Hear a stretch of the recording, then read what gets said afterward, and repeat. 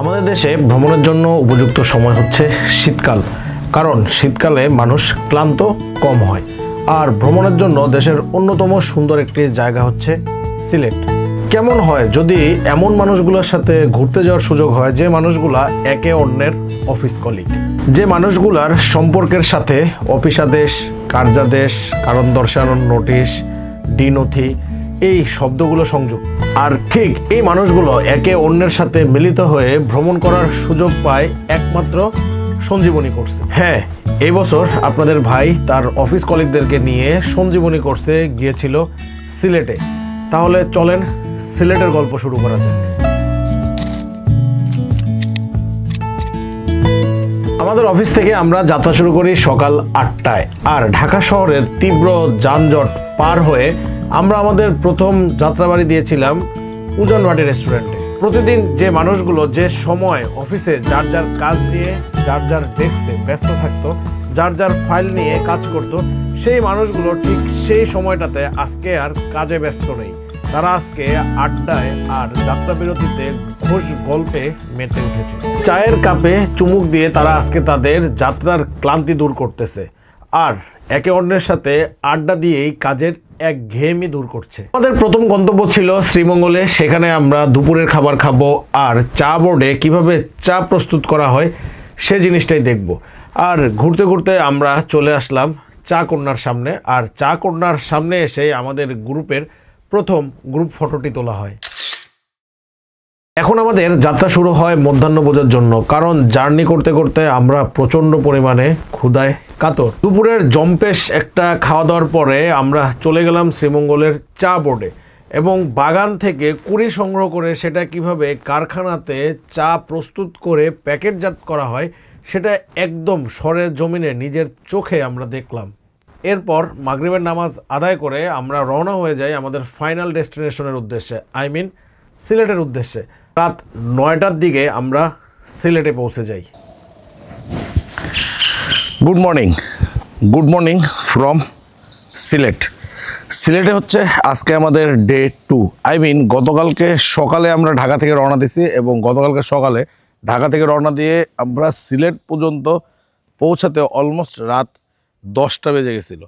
10টা ঠিক না, মোটামুটি 9:30টার দিকে আমরা সিলেটের যে জায়গাটাতে আসার কথা, রাতে আমাদের যেখানে থাকার কথা ওই জায়গাটাতে এসে থেকে। আর ওই জায়গাটা হচ্ছে FIVDB এর কেন্দ্রীয় অফিস। FIVDB মিনস হচ্ছে friends in village development of Bangladesh. এখন FIVDB এর সেন্ট্রাল ট্রেনিং সেন্টারের মধ্যে আছি। সেন্ট্রাল ট্রেনিং সেন্টারের যে ডরমিটরি, ওই ডরমিটরিতে আমরা 2 রাত থাকবো, গতকালকে রাতে এবং আজকে রাতে। এটা হচ্ছে একটা NGOর প্রতিষ্ঠান। এখানে কম বেশি অনেক ধরনের ট্রেনিং দেওয়া হয়। আমি গতকালকে একজনের সাথে কথা বললাম যে ভাই এখানে কি টাইপের ট্রেনিং হয়। উনি বললেন যে এখানে স্কুলের শিক্ষকদের ট্রেনিং হয়, বা যে ব্যবহারিক ক্লাসগুলো হয় স্কুলে বা কলেজে সেগুলোর জন্য এখানে প্রশিক্ষণ দেওয়া হয়। এইখানে খামার করার জন্য প্রশিক্ষণ দেওয়া হয়, প্লাস আরও অনেক কিছুর প্রশিক্ষণ দেওয়া হয়। আমরা গতকালকে একাডেমি থেকে রওনা দিয়েছিলাম সকাল 8টার দিকে। আর একাডেমি থেকে রওনা দিয়েছি বলতে আপনাদের ভাই কিন্তু BCS অ্যাডমিনিস্ট্রেশন একাডেমিতে জব করে, আর সরকারি কর্মকর্তা কর্মচারীদের বার্ষিক 60 ঘন্টা একটা অভ্যন্তরীণ প্রশিক্ষণ আছে।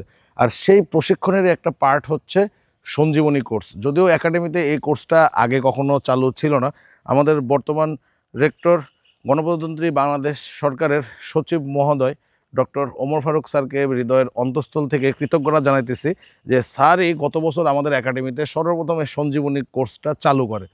গতকালকে যে টিমটা আমরা সিলেটে আসছি, গত বছর এই টিমটা আমরা গিয়েছিলাম কুষ্টিয়াতে, আর কুষ্টিয়াতে যাওয়ার কারণে এই বছর আমরা আসছি সিলেটে।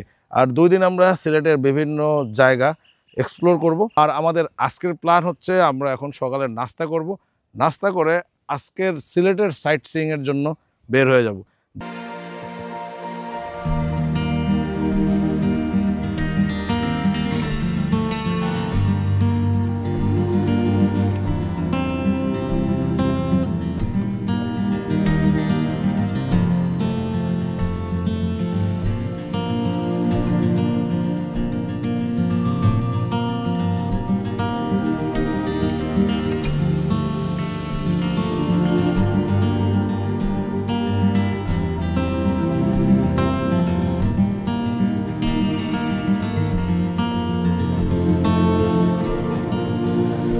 আর আমরা হচ্ছে এখন চলে আসছি জাফলং।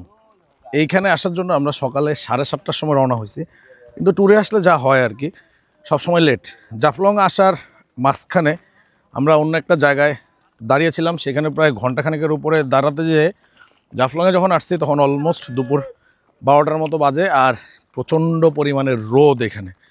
আর এই যে আমার সহকর্মীরা, তারা ছবি তোলার জন্য খুবই ব্যাকুল। এই যে একজন ভদ্রলোক, উনি যাচ্ছিল একটা মিটিংয়ে, উনি মিটিং থেকে রাস্তার পথে আমাদের সাথে সিলেট চলে আসছে। কি রিফাত ভাই, আমি জীবনে অনেক ঘোরাঘুরি করছি, কিন্তু আপনার মতো এরকম স্যুট বুট পরা লোক ঘুরতে আসছে এটা আমি দেখি নাই। তাহলে আপনি কি এলাকা পর্যবেক্ষণ করতে আসছেন? আর এই যে আমাদের মহাজন, এই মহাজন ছবি তোলার জন্য স্পট খুঁজে পাচ্ছে না।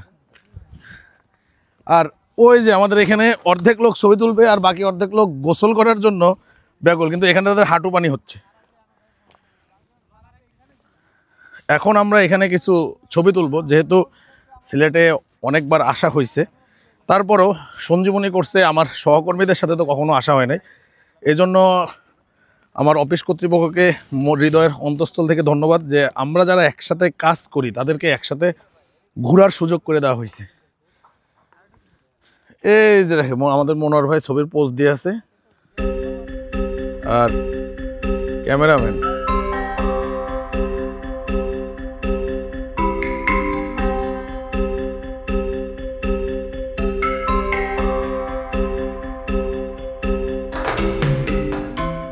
এখন হচ্ছে আমরা জাফলং জেলা পরিষদের ডাক বাংলোতে।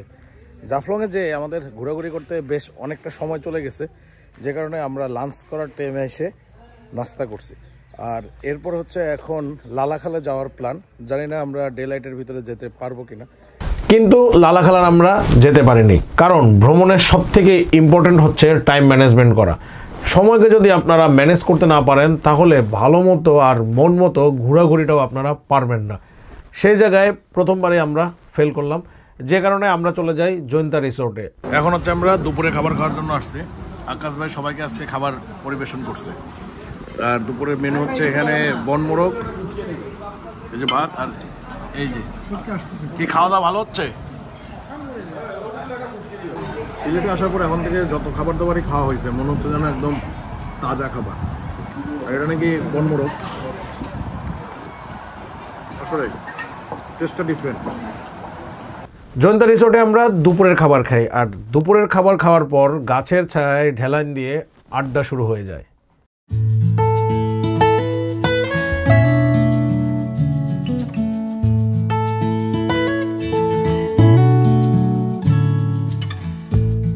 সন্ধ্যায় আমাদের প্ল্যান ছিল শাহজালাল আর শাহপরানের মাজারে যাওয়ার, তাই মাগরিবের নামাজের আগে আগে আমরা শাহজালালের মাজারে যে উপস্থিত হই, সেখানে মাগরিবের নামাজ আদায় করি আর শাহজালালের মাজারটি সুন্দর মতো ঘুরে দেখি। শাহজালালের মাজার ঘোরা শেষ করে আমরা চলে আসি শাহপরানের মাজারে। আর এখানে এসে আমরা মাগরিবের নামাজ পড়লাম। মাগরিবের নামাজ পড়ার আগে আমাদের মনোহর ভাই গজার মাছ দেখে, ভাই কেমন মনে হয়েছে আপনার কাছে মাছ দেখে? ভাই প্রথমে তো মনে হচ্ছিল এটা গজার মাছ না, পরে মনে হলো যে না ঠিকই আছে গজার মাছ। এটা পাইছি। যাই হোক, মাগরিবের নামাজ পড়া শেষ, আর নামাজের পরে আমরা একটু মাজার জিয়ারত করতেও গেছিলাম। মাজার জিয়ারত করা হয়ে গেছে আলহামদুলিল্লাহ। মন আল্লাহ তাআলার কাছে অশেষ শুকরিয়া যে এখানে এসে মাগরিবের নামাজ পড়ার সুযোগ হয়েছে। এখন আবার আমরা আমাদের বাসে যাব, বাসে যেয়ে বাসে করে আমরা শাহপরানের মাজার এখানে যাব। প্রথম দিনের ঘোরাঘুরি শেষ করে এই যে সবাই আবার থাকার জায়গায় চলে আসছে। কি শাহিন, ঘোরাঘুরি কেমন হয়েছে তোমার? তুমি যে পাথরের সাথে বাড়ি খায় বেহুশে পড়েছিলে আধা ঘন্টা, তার এটা কেমনে হইলো? একটু আনন্দ ফুর্তির জন্য হয়। আরে আজম ভাই নাকি? আজম ভাই, প্রথম দিনে ঘোরাঘুরি কেমন হইলো? প্রথম দিন তো ঘোরাঘুরি হলো না। কি তো আপনি আজকে আমরা কি করলাম? আজকেও হলো না, এটা 5 দিনের ট্যুর করা লাগবে। আপনি কি আজকে এই ঘোরাঘুরিতে সন্তুষ্ট না? না, সারাক্ষণ তো গাড়িতে ছিলাম। সিলেটের পর্যটন কি স্পটগুলো তো দূরে দূরে। হ্যাঁ, স্পট দূরে দূরে হওয়াতে যাক, তারপরে ডাইরেক্টর স্যারকে ধন্যবাদ, স্যার বেশ সময় দিছে। হ্যাঁ, বেশ সময় দিছে। এটা আরো 2 দিন বাড়ানো উচিত। কিসে জসিম, তুমি কি শপিং করছো ভাই এত? যাই হোক, প্রথম দিনের ঘোরাঘুরি আমাদের ভালোই হয়েছে নাকি? যেহেতু আমরা সিলেটে ঘুরতে এসেছি আর সময়টাও আমাদের খুবই সংক্ষেপ, তাই রেস্ট করার আর সুযোগ নেই। রুমে এসে ফ্রেশ হয়ে ড্রেস চেঞ্জ করে আবার আমরা বেরিয়ে পড়ি। আর এবারের উদ্দেশ্য হচ্ছে সিলেটের 7 রঙের চা খেতে হবে। আর মিষ্টি খাওয়ার পরে আমরা আসছি হচ্ছে 7 রঙের চা খাওয়ার জন্য। আর এই যে সেই 7 রঙের চা। সিলেটে অনেকবার আসা হয়েছে, কিন্তু 7 রঙের চায়ের টেস্ট ভালো না, এই কথার উপর ভিত্তি করে কখনোই 7 রঙের চা খাই নাই। কিন্তু এবার হাবিব একটা কথা বলছে, সেটা শুনে মনে হয়েছে যে না, চা খাওয়া উচিত। হাবিবের বক্তব্য হচ্ছে, ভাই চা টেস্ট যেটাই হোক না কেন, সিলেটে আসছি, 7 রঙের চা জীবনে একবার হলেও ট্রাই করা উচিত। আর সেজন্যই মনোহর ভাই টেস্ট ভালো না তাই খাচ্ছে না। আমি অবশ্যই নিয়েছি, আমি অবশ্যই খাবো, টেস্ট যাই হোক না কেন আমার এটা এক্সপেরিয়েন্স নিতে হবে। যাই হোক, এই যে 1 2 3 4 5 6, এই যে এটা 7। আর তাহলে এখন 7 রঙের চা খাওয়া যাক, খেয়ে তারপরে আমরা বলবো যে এটা টেস্ট কেমন। এটার প্রথম লেয়ারে হচ্ছে দুধ, আর আমি সেকেন্ড লেয়ারে কাছাকাছি চলে আসছি। আমরা ঢাকা শহরে যেই কন্ডেন্স মিল্কের চা খাই, সেকেন্ড লেয়ারের চায়ের টেস্ট হচ্ছে কিছুটা ওইরকম, পুরোপুরি বলা যাবে না। আর উপরের 2 লেয়ারের চা খাওয়ার পরে আমার বাকি যে 7 রঙের চায়ের 5 রং মোটামুটি 1 2 আর 3 রঙের মধ্যে শেষ। আই মিন সাকসেসফুলি 70 টাকা আমরা নষ্ট করতে সক্ষম হয়েছি। শুধু আমি একা না, এই যে আর সে 70 টাকা, জীবনে লাখ লাখ টাকা সে উড়ে ফেলতেছে, সেটা সমস্যা নাই, কিন্তু এই টাকা দিয়ে সে এটা খাবে না। ওই যে 10 তলা বিল্ডিং দিবে, এই টাকা বাঁচে। 70 টাকা নষ্ট করার পরে কেমন লাগতেছে? ভালো লাগতেছে। জলে দিলাম, জলে। এই যে ইনি হচ্ছেন আমাদের ক্যাশিয়ার সাহেব, উনি এখন 70 টাকার হিসাব করতেছে আইফোন 13 প্রো ম্যাক্স দিয়ে। এই যে এই ব্যক্তি এই চা খায় ফার্স্ট হয়েছে। ভাই কেমন লাগছে 70 টাকা নষ্ট করে? অসংখ্য ভালো লাগছে, অসংখ্য ভালো লাগছে। অসংখ্য। কি শাহিন, তুমি তো প্রচুর চিনি। যাই হোক, এখানে চা কম চিনি বেশি। এখন হচ্ছে আমরা আজকের দিনের লাস্ট মিল খাবো। আজকে হচ্ছে আমাদের সিলেটের ডে 2, আর দ্বিতীয় দিনের আজকে হচ্ছে শেষ খাবার। আর এখন রাতের খাবারের আছে হচ্ছে সবজি, সালাদ, এখানে আছে মুরগি, আর এটা কি স্পেশাল নাকি ডিম, আর এটা হচ্ছে ডাল। মানে মনোহর ভাই মুরগি খায় না, তো মানে মনোহর ভাই হচ্ছে মুরগি খাবে না, এই জন্য তার জন্য ডিম করা হয়েছে। আর আজকের সালাদটা গতকালকে এই আজকের সবজিটা গতকালকে সবজি থেকে আলাদা মনে হইতেছে।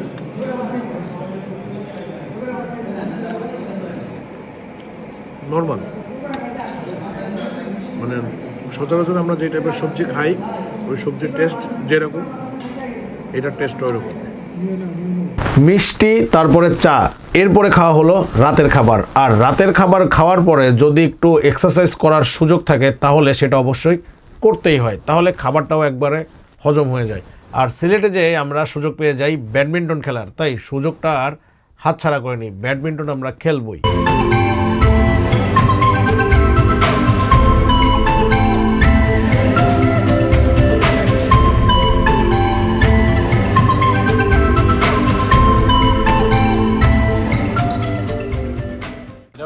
আর রাতের বেলা ঘুমাইতে যাওয়ার প্রস্তুতি নিতেছি, তখন নিচে ব্যাডমিন্টনের শব্দ পাই, আমরা নিচে আসছি। আর এ হইতেছে পরিস্থিতি। আমরা প্রথম ম্যাচ সাকসেসফুলি হারছি, আর এখন দ্বিতীয় ম্যাচে সমতা ফিরানোর জন্য মনোহর ভাই আর আমাদের জসিম প্রাণপণ চেষ্টা করতেছে, দেখা যাক। 2 দিনের সিলেট ভ্রমণের আজকে হচ্ছে দ্বিতীয় এবং শেষ দিন। আজকে আবার আমাদের কাজও অনেক বেশি, কারণ একমাত্র ডেস্টিনেশন ভোলাগঞ্জ, সেখানে আমাদেরকে সিলেট থেকে যেতে হবে, ভোলাগঞ্জে যেয়ে ঘুরতে হবে, এরপরে আবার সিলেটে ব্যাক আসতে হবে। সেদিন ছিল শুক্রবার, জুম্মার নামাজও আদায় করতে হবে। আর জুম্মার নামাজের পরে আমরা সিলেট ডিসি অফিসেই দুপুরের খাবার খাবো এবং দুপুরের খাবার খেয়ে ঢাকার উদ্দেশ্যে রওনা হব।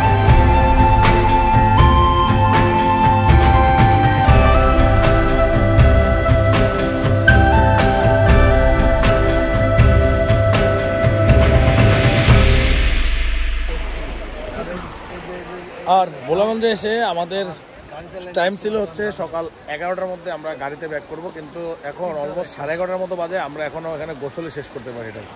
এই যে আমাদের পাইলট, চশমার পিছে দৌড়াইছি কিন্তু চশমাটা আর হচ্ছে আপনার কি হইলো কি রে তো আপনি গোসল করছেন? মানে দেখা যায় না। আমি এমনি পা ভেজাইছি, এটা অনেক মজা ছিল।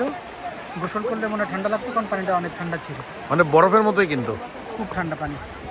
মানে পাহাড়ের ঢলের পানি যে কি পরিমাণ ঠান্ডা। তবে প্রথম একটু ঠান্ডা লাগলেও পরবর্তীতে এটা যখন অ্যাডজাস্ট হয়ে যায় তখন কিন্তু ভালোই লাগছে। আমাদের সাথে অনেকে গোসল করছে, আর আমাদের নতুন জামাই 6 বছরের বাচ্চার বাপ।